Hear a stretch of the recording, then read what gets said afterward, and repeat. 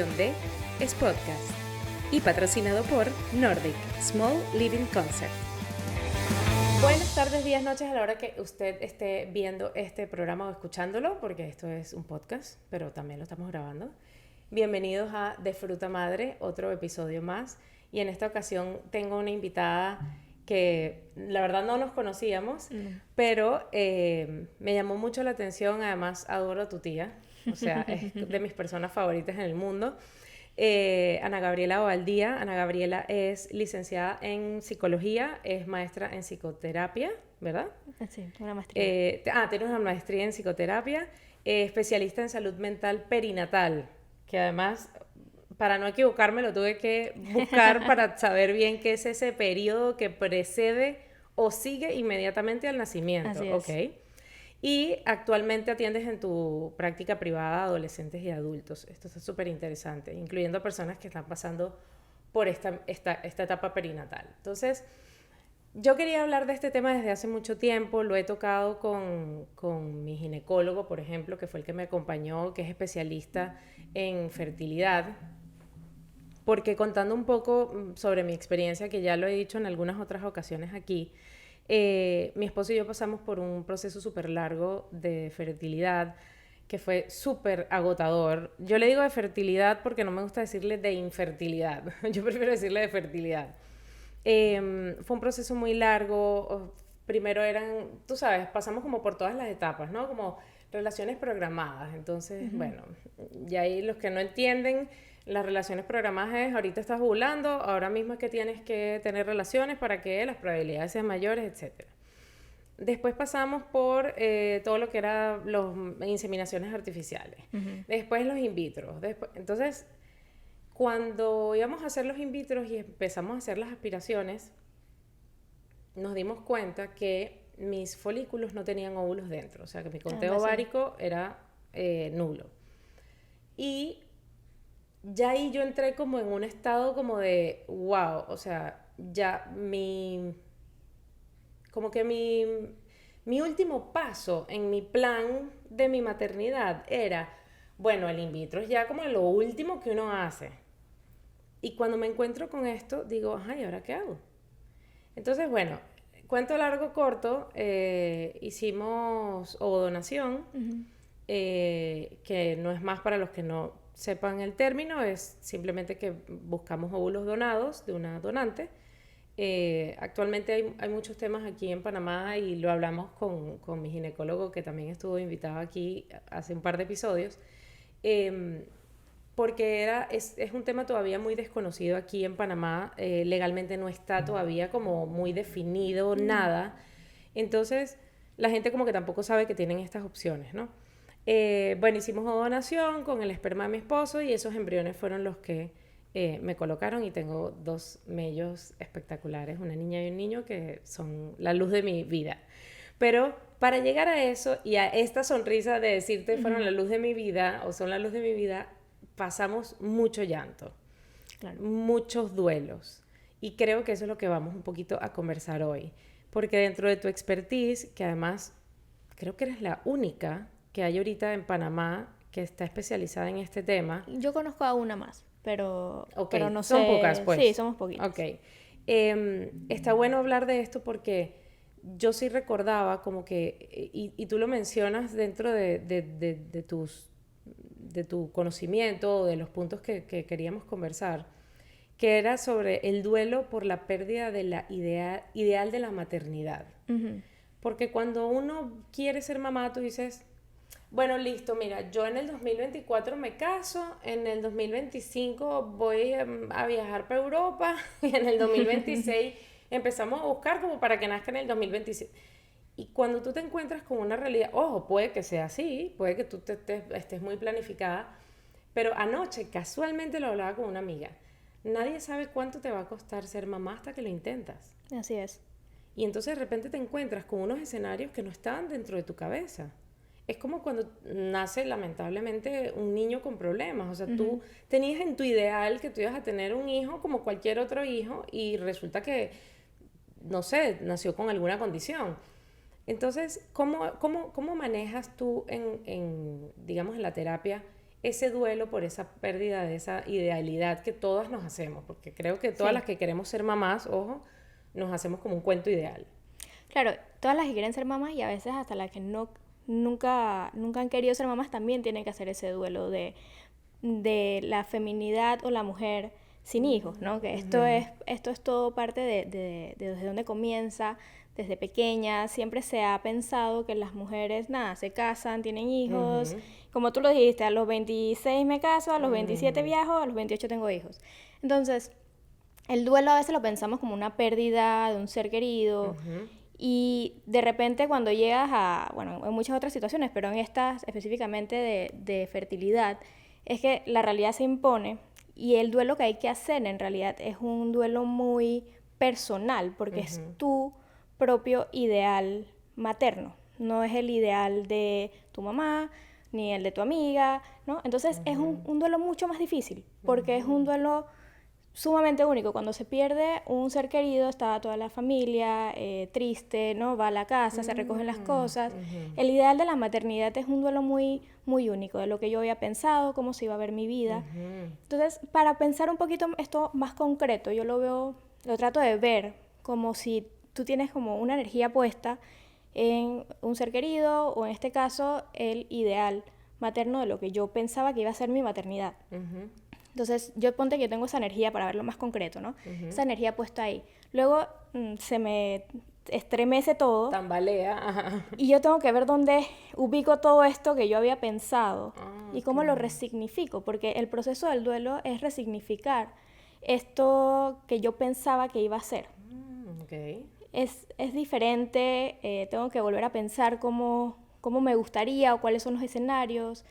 Y eso toma tiempo y toma trabajo, porque no es fácil, porque no es algo concreto. No es la pérdida de un ser querido, que aunque también les duele un montón, es más fácil reubicarlo porque es algo concreto que perdí. No es un pensamiento, no es un ideal. Sí, no es algo abstracto que está en tu cabeza como un montón de cosas, porque además como que influyen muchísimos personajes y escenarios, ¿no? O sea, no es tan sencillo como... que sí, está mal dicho, no es que no es tan sencillo como la pérdida de alguien, pero digamos que la pérdida de alguien es una persona que físicamente pues ya no está, o sí. Se le puede poner palabras a eso. Sí, se le puede poner palabras. En cambio, a este ideal que tienes además construido es como cuando te divorcias.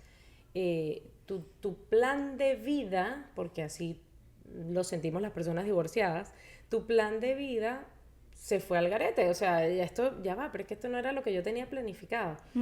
Y es muy, como dices tú, muy personal.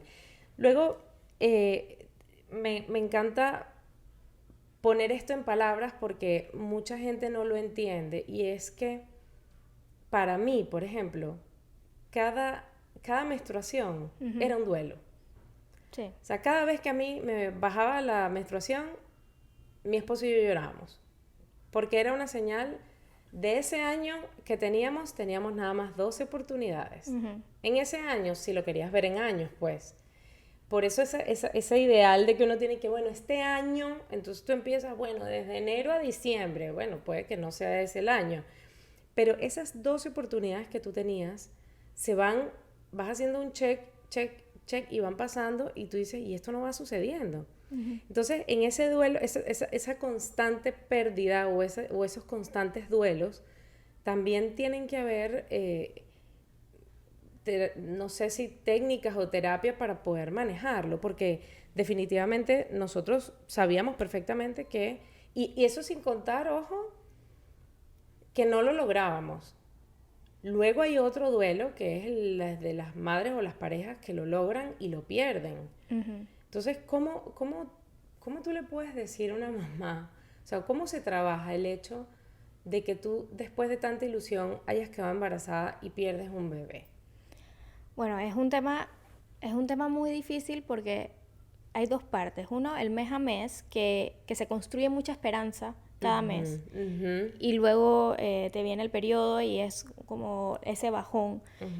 Y lo que yo le digo mucho a las mamás en esta parte es que no tiene que ser fácil. O sea, no tiene que ser algo que tú digas, ya me vino el periodo y ya está. Es algo que se va trabajando con el tiempo, ni siquiera mes a mes, porque son periodos muy cortos. Ujú. Pero es aceptar que esto es un periodo difícil Ujú. y que no tiene por qué ser fácil y porque yo tengo que al día siguiente que me vino el periodo estar como si nada, Sí, exacto. sino tener tu momento, poder aceptar que es un momento muy difícil y que necesitas tu tiempo, así sea que tú lo canalices diciendo voy a este mes tomar un break de todo esto, o voy a tratar de pensar más, no sé, entrar en clases de cerámica que me ayuda como a desconectar. Claro, exacto. Como que ir aprendiendo qué te ayuda en momentos de tristeza.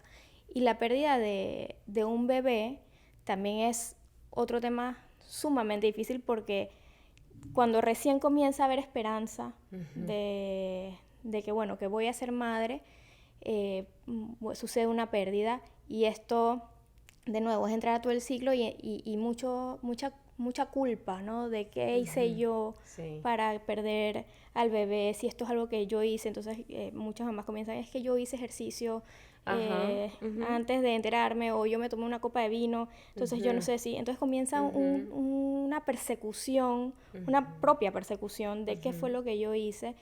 Y bueno, parte del trabajo que hacemos con las mamás que están en esto es, de nuevo, tratarlo como un duelo. No porque el bebé no haya nacido, no es una pérdida válida.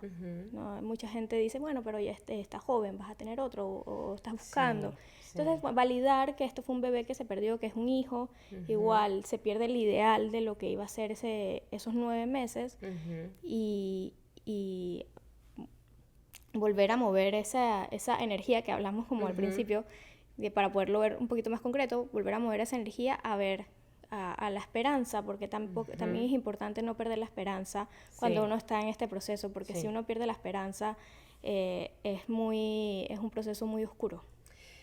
Tú sabes que yo a veces decía, no, yo empecé a verbalizar y a comentar sobre el tema de mis problemas de fertilidad en mis redes, pues, o sea, como que está pasando esto o queremos aquello, y a mí me gusta mucho escribir, entonces como que escribía cosas y mucha gente me escribía aparte diciéndome, wow, estoy pasando por lo mismo, que bueno, no estoy sola, cuéntame qué has sentido, no sé qué, y era como una pequeña comunidad, porque sigue siendo un tema tabú, porque quizás es demasiado personal. Y también estaban estas personas como mi mamá o como mi familia, pero ¿por qué tienes que estar contando todo, Marianela? ¿Por qué lo cuentas todo? Y sí, es verdad, a veces contarlo todo tampoco es bueno. Y por eso muchas veces hay mamás que dicen, no, yo espero tener 6 meses para poder decir que estoy embarazada. It's up to you. O sea, si tú lo quieres así, yo lo aplaudo.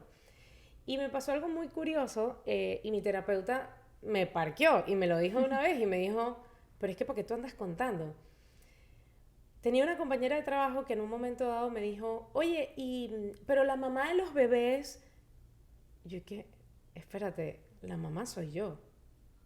Que hayamos tenido una donante no quiere decir que la mamá de esos bebés sea ella.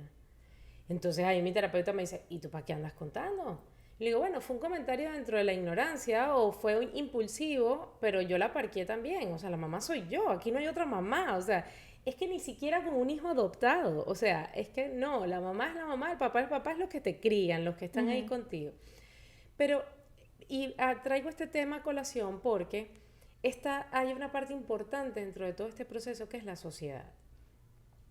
Y cuando hay problemas de fertilidad, siempre, porque ojo, cuando uno es mamá, yo creo que nace ese bebé y por ahí mismo nace culpabilidad, ¿no? Tú te echas la culpa de todo. El niño le salió un granito aquí, ay, debe ser que le puse una crema que no debía, que no sé qué, que te cata. Y eso también se trabaja en terapia. Y es importante trabajarlo pronto. O sea, apenas ese niño nace. Yo empecé terapia, creo que cuando mis bebés tenían 5 meses o así. Pues yo dije, o hago esto o me voy a volver loca. Pero esa verbalización de las cosas que te suceden o todo esto debe tener como una respuesta para la sociedad. Entonces empiezan, pero ¿y de quién es el problema? ¿De ella o de él? ¿Pero por qué tienes que buscar culpables? Son una pareja, no pueden tener hijos, punto. Pero ¿quién es la del problema? Ella, porque ella está gordita, porque ella fuma, o porque ella tal, o porque él está viejo, o porque... o sea, tú no puedes como ser humano ser así de cruel, pero bueno, eso es algo que sucede. ¿Cómo combatimos ese ruido que hay alrededor de todo este proceso? Sí, porque la sociedad es parte de la realidad Claro. de todos y estamos inmersos en la sociedad. Comentarios siempre van a haber, pero siempre vienen de la angustia de la persona que los hace. Entonces es una buena manera de poder llevarlo, porque cuando tú escuchas a alguien que está diciendo, bueno, pero es que está gordita o le falta, no sé, no hace ejercicio o lo que sea, lo más seguro es que venga de algo de la persona que lo habla, ¿no? Qué interesante. Y porque al final nosotros vemos el mundo con los lentes que llevamos puestos. Entonces es importante separar, ¿no? ¿Qué es lo que a mí me está pasando y qué es y cuál es la angustia de esa persona? Porque es un tema que angustia mucho, ¿no? Porque pone de presente algo que no se habla nunca. O sea, cuando estábamos pequeños nunca nadie nos dijo que en algún momento puedes tener un tema de fertilidad. Claro, totalmente. Entonces es un tema que mueve a todos. No, y además que en otras generaciones antes la gente tenía evidentemente sus hijos más joven y demográficamente hablando, pues, o sea, ahora tú los tienes mucho más adultos. Y claro, los riesgos son mayores, este tipo de cosas como tu conteo ovárico, lo que sea, ¿no? Y claro, eran temas que quizás no se hablaban porque las mujeres salían embarazadas apenas las mirabas. Entonces, mira, a mí esto me da mucha risa, pero en el momento no me da tanta risa. A mí me llegaron a decir, bueno, por supuesto el típico, pero vete de viaje, relájate, no te estreses, y entonces vas a salir, Mira, tengo una amiga que en cuanto dejó de buscar, entonces salió embarazada. Sí, evidentemente el estrés es un factor, el cortisol es un factor importantísimo, y como dices tú, lo bueno es agarrar esa energía y canalizarla y tratar de llevar el proceso que ya de por sí es duro de la mejor manera. Pero yo creo que la gente también deberíamos aconsejarle a que no haga comentarios que no les interesa. A mí me decían, vete a carnavalear y métete detrás de un carro que te aseguro que te van a preñar. O sea, yo decía, Dios mío, esta persona no sabe que mi pareja y yo, que somos esposos, que tenemos 6 años casados, que estamos buscando... O sea, ¿qué es eso? O sea, ¿qué me estás diciendo? Sí. Entonces, claro, tienes que combatir, o sea, además de tu duelo interno, también tratar de explicarle a la gente. Entonces, por eso la gente se calla tanto este tipo de procesos. Pero bueno, además del tema o del tema de la fertilidad, también me gustaría tocar contigo el tema del post. ¿Qué pasa cuando de repente ya nacieron tus hijos? Y yo lo he hablado en este espacio porque Fruta Madre nació precisamente por un pensamiento mío de hay que desromantizar la maternidad. O sea, la gente que, ay, esto es maravilloso porque... Y claro, un reel, como digo yo, de 30 segundos aguanta cualquier cosa maravillosa.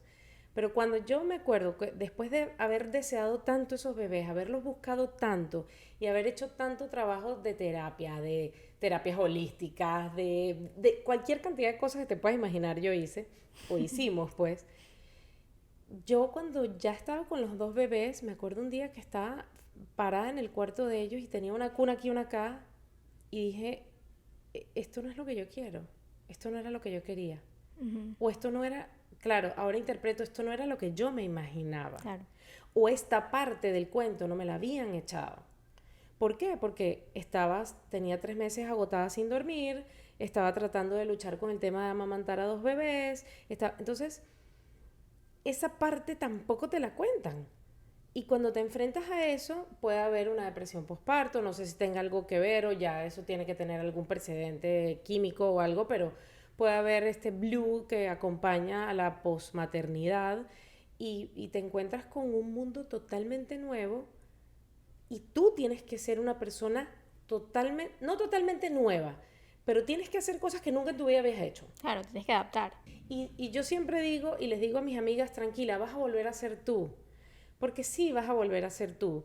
Lo que pasa es que la primera época es muy dura. Entonces, ¿cómo se maneja o cómo se puede manejar esa primera etapa en donde tú dices, ok, mi vida acaba de cambiar 180 grados y no puedo irme corriendo porque no puedo dejar este bebé aquí porque depende absolutamente su vida de mí? ¿Qué hago? O sea, ¿qué hago con la cabecita de uno que es la que más nos sabotea a veces? Importantísimo, y esto es algo que no muy pocas personas, pero no es algo que todo el mundo tiene, pero es una red de apoyo. Ujú. Y las abuelas, las tías, las amigas que te puedan apoyar en algún momento, es importante saber que están ahí y identificarlas. ¿Quién me puede ayudar con esto? Ujú. Porque es que, como lo acabas de decir, es un momento donde te sobrepasa.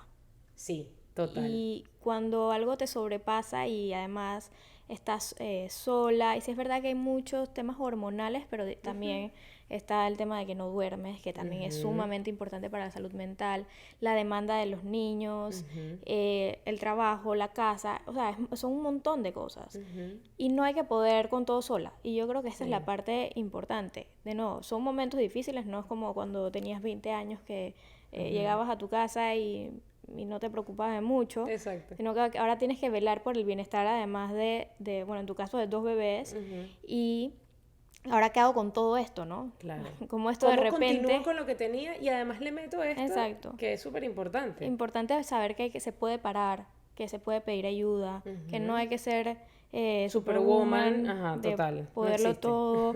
Identificar la red de apoyo es clave, ¿no? Si Ujú. tienes la oportunidad de tener a alguna abuela, alguna tía, alguna amiga que te ayude, así sea 1 hora al día para que tú te puedas bañar, Ujú. es importante identificarlo y saber que Ujú. no porque sea tu mamá va a ser la que mejor te va a ayudar, quizás la que mejor te Oh, ayuda sí, es tu sí, hermana o total. es tu amiga. Entonces todo Ujú. esto hay que tenerlo pensado antes para que en ese Ujú. momento sea más fácil. Es como la caja de herramientas, Ujú. ¿no? Que ya sé que para esto necesito a mi hermana Sí. y para esto a mi mamá. Ujú. Entonces la red de apoyo es para mí una de las cosas claves para llevar un posparto más emocionalmente llevadero, que Llevadero, no es sí. que nunca va a ser color de Sí, rosas, claro. pero se Pero puede. también, yo pienso que también, bueno, en mi caso nos reímos en mi casa porque, bueno, a ver, mis padres no viven en el país, no están aquí. Y mis suegros están muy mayores. Entonces, cuando mi esposo y yo nos encontramos con esto, dijimos, wow, o sea, esto es como ser padre soltero. Porque cada uno tenía que tener un bebé 100%. Claro. O sea, lo máximo que podíamos hacer era switchar. Y que bueno, agarra tú ahora la gorda y yo agarro el gordo, venga, dale. Pero, o sea, nunca podíamos decir, por favor, agarra un momento que Necesito un break. necesito ir a bañarme. Ujú. O sea, yo recuerdo bañarme con los dos niños Claro. no sé, no me acuerdo cómo es que se llama, pero en la sillita, pues ahí sentaditos en el piso y yo metía en la ducha y ellos ahí al lado y yo viéndolos todo el tiempo así, porque mi esposo tenía que salir a hacer algo. Pero sí, o sea, los padres hoy en día deben tener también un rol 100% como la mamá. Mm. Claro que hay cosas que dependen más de la mamá, amamantarlo, si los está amamantando, si está haciendo lactancia materna exclusiva, hay muchas cosas. Y sí, yo digo que esto me van a matar todos los papás que me escuchan, porque además tengo papás que me escuchan. Pero no importa lo excelente padre que seas, siempre la mamá va a dar un mayor porcentaje. No sé por qué, no sé si es que... Y ojo, siempre yo soy de las que digo, por ser una mamá más abnegada y más entregada y más sacrificada, no eres mejor mamá. Mamá bien, todos bien. O sea, si tú y tu salud mental están bien y están en orden, créeme que tu casa va a funcionar mucho mejor. Y ojo, papá bien, todos bien también. O sea, si Ujú. papá también está bien y esas figuras de apego están bien establecidas, pues tus hijos van a crecer en un ambiente sano. Y aceptar que mamá a veces está triste, a veces está brava, mamá tiene que irse 10 minutos al cuarto y pegar 4 gritos en el cuarto para no pegarlos aquí. Pero yo sí pienso que también la vida en pareja sufre también una tambaleada, como tú Mm. decías ahorita, que no está fácil, porque tú también estás viendo a esta otra persona ser otra persona distinta que no conocías, con un rol distinto o nuevo que no tenías, que no estaba ni en tu noviazgo, ni en tu matrimonio, ni en tu nada, ni en su vida profesional, ni nada, y tú dices, espérate, esta es una persona totalmente nueva. Y qué bueno si de repente te asombras para bien y dices, wow, qué lindo verlo como papá, o qué chévere como el tipo está ahí entregado, dándolo todo. Y ojo, también sigue la realidad de aquellos papás que están de proveedores trabajando y que entonces también tienen que llegar y también están cansados, es cierto. Pero también no hay que estigmatizar que la mamá sea la que salga a trabajar. Claro, Y yo cada vez conozco más padres que se quedan en casa y mamás que van a trabajar. claro. Y ahí entra otro, ahorita que mencionaste lo de Superwoman, también lo hablaba anoche con esta amiga que te digo. No piensen que pueden ser Superwoman, no es verdad. Y no está bien pensarlo porque la autoexigencia te puede matar. Ujú. Pedir ayuda, como dices tú, tiene que haber una ayuda para cada cosa. Yo me acuerdo que yo decidí tener, como decía yo, dos fuentes de información. Mi pediatra y mi mamá. Mi mamá porque me conocía a mí, pero mi mamá tenía 44 años y no era mamá. Claro. Y mi pediatra porque yo necesitaba a alguien con el conocimiento científico para tal. Y Y que luego, confiaras, porque eso es lo importante. claro, y que tú confíes en esa persona y que pienses que su criterio va más o menos alineado al Ujú, tuyo.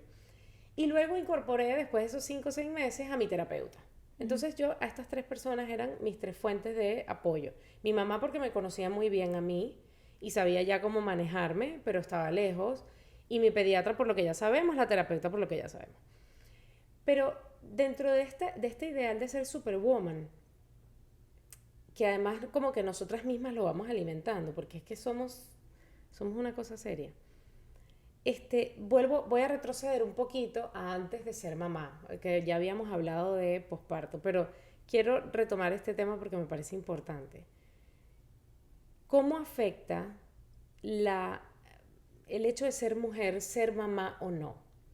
Y no me refiero solamente a poder serlo, o sea, a las mamás que quieren serlo y no pueden, sino las mamás que sencillamente, las mujeres que sencillamente no quieren ser mamás. Yo es algo que respeto muchísimo. Mi mejor amiga, que también ha estado sentada aquí, no quiere ser mamá. Tengo otra gran amiga que tampoco quiere ser mamá. Conozco cada vez más mujeres que se han parado en firme y han dicho, esto no es lo mío, no es lo mío y no quiero ser mamá. Y está bien que lo Ujú. reconozcas. Porque yo pienso que es más valioso una mujer que reconozca que no quiere ser mamá a una mujer que es mamá por obligación. Claro, porque le toca. Porque le toca, porque se casó y porque el marido quiere que sea mamá, porque la sociedad te indica que es lo que te toca en Que a ese veces ni momento. se lo cuestionan, ¿no? O sea, a veces Sí. no nos paramos a pensar si es algo que realmente queremos. Ujú, Solamente que es como un mandato social, ujú, que es lo que toca. Entonces, dijiste algo importante que cómo afecta a las mujeres que no quieren ser mamás. Y es, es un trabajo de resignificar lo que es ser mujer, si en algún momento, que creo que todas hemos estado como inscritas en el discurso social de las mujeres tienen que ser mamás, o sea, están ujú, hechas para eso. ujú, Entonces es volver a resignificar el qué es ser una mujer si no tengo hijos, ¿no? ujú, Si no voy a ser madre. ujú, Y es un trabajo muy profundo porque en ujú, realidad es algo que todas deberíamos hacer, ¿no? ujú, ¿Qué es ser una mujer fuera de la maternidad? ujú, Y es algo muy propio, es ujú, algo de cada una y que cada una tiene su propio librito de lo que es ser una mujer para mí, para ti y ujú, para fulanita. ujú. Entonces es un trabajo muy, muy bonito que hay muchas mujeres que lo logran hacer y es increíble porque es como volver a la parte como más íntima de uno, de qué es lo que yo soy, Ujú, no lo que dicen que tengo que ser, ujú. que es difícil Sí, de cuestionarlo. autoconocimiento, ¿no? De verdad eso, de tenerte a pensar, espérate, pero esto es lo que yo quiero. Ujú, Esto es lo que yo quiero y anhelo. Porque tú sabes que ahorita que mencionas eso, las personas que me han dicho como que es que yo no quiero ser mamá, también le hago un contraste con aquellas que ya somos mamás y empezamos a luchar por ese discurso de yo soy mamá, pero antes soy mujer. ujú, Entonces ahí es cuando tú dices que ya va, aquí la matemática da perfectamente bien. O sea, primero eres mujer. ¿Qué es para ti ser mujer? ujú. ¿Incluye la patita de la maternidad o no la incluye? ¿Incluye la patita corporativa de ser una mujer exitosa, de tener tu carrera, de ejercer, de lo que sea? ¿Incluye casarte? ¿Incluye Claro que no es lo comprarte un mismo. apartamento? No sé, cada quien tiene como su escala de valores y sus cosas que realmente tienen relevancia o que construyen esa mujer. Pero definitivamente que lo que acabas de decir es súper valioso. Detenerse a pensar o a reconocerse, mira, realmente yo quiero esto. Porque además al momento, y lo tienes que hacer, a veces lo tienes que hacer muy joven. Ujú, Porque también se lo tienes que decir a la persona con la que vas a empezar a salir, por ejemplo. Mira, que sepas que yo no quiero ser mamá nunca. Claro. O que sepas que yo no quiero tener hijos, o que... O de repente esa decisión que tomaste a los 25 años no es la misma que tienes a los 40 y de repente dices, y sí quería ser mamá.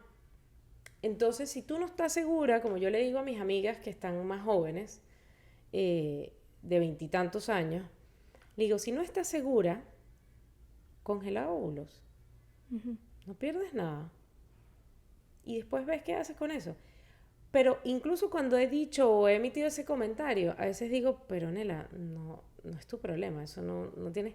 Pero a veces también siento que es gente que no tiene la información y que de verdad si a mí alguien me hubiese dicho, digo, yo lo iba a hacer. De hecho, cuando yo me separé de mi primer matrimonio, yo decía, bueno, voy a congelar los óvulos porque yo no sé si en un futuro yo vaya a volverme a casar y vaya a tener hijos.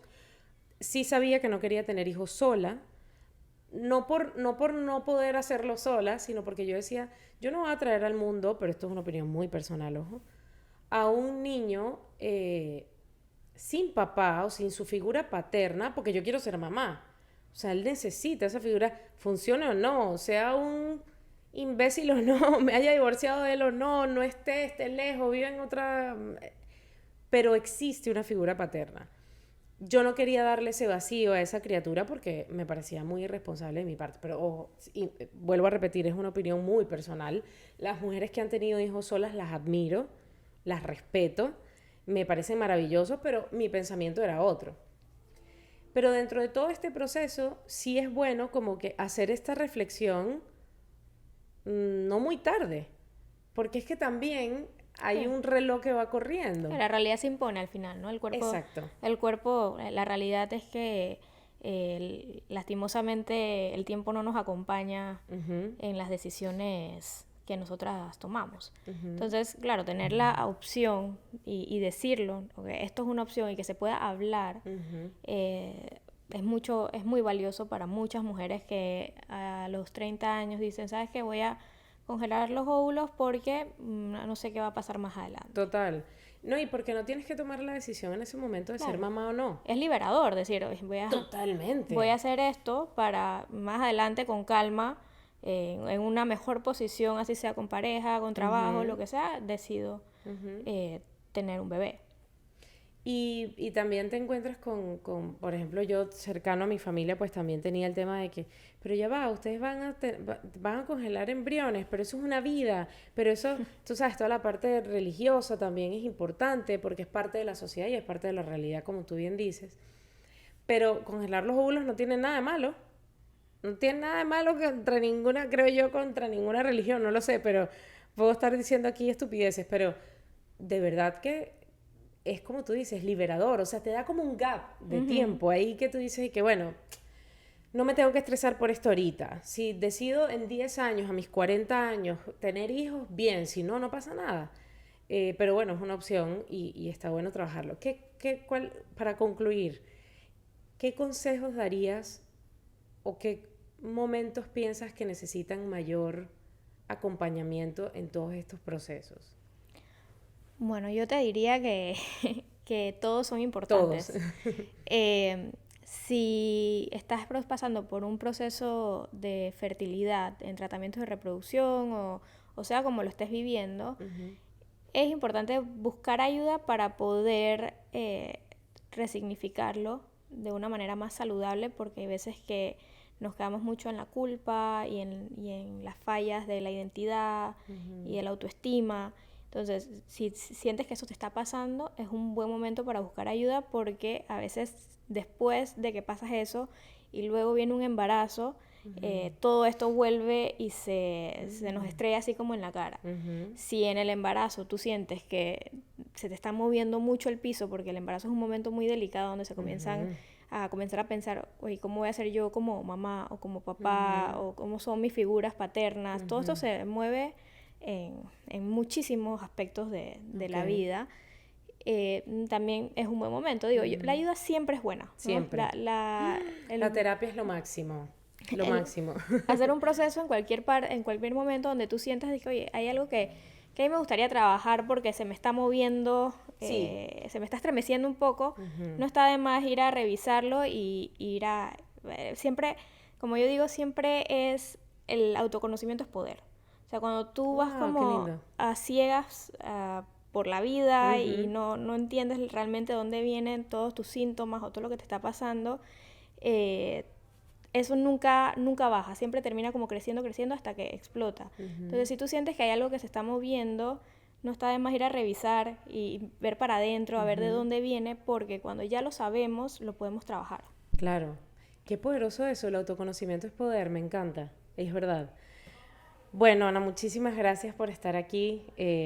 Yo pienso que me encantaría si quieres dar tus contactos de tus redes o lo que sea para aquellas personas que, porque además todavía sigue siendo como un tema tabú, no todos los terapeutas trabajan estos temas a profundidad.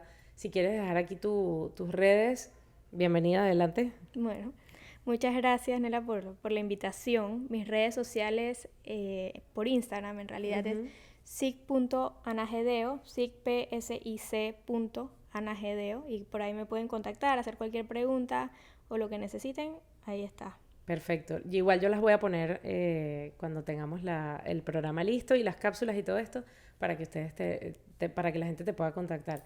De verdad, mil gracias. Ojalá te hubiese conocido hace 4 años para poder sentarnos a hablar, porque de verdad es súper valioso. Como dices tú, cada una de estas etapas tiene sus... Yo ahora estoy viendo, me da risa porque yo soy brutalmente honesta, siempre digo. Y digo, ¿cuándo es el momento indicado para yo decirle a mis hijos que son ovodonación? ¿Lo debo hacer? ¿No lo debo hacer? Y lo vi con una terapeuta en su momento y me sacó como 5 libros que hablaban de cómo explicarle a tus hijos qué. Y yo, wow, o sea, esto sí se habla, qué bueno.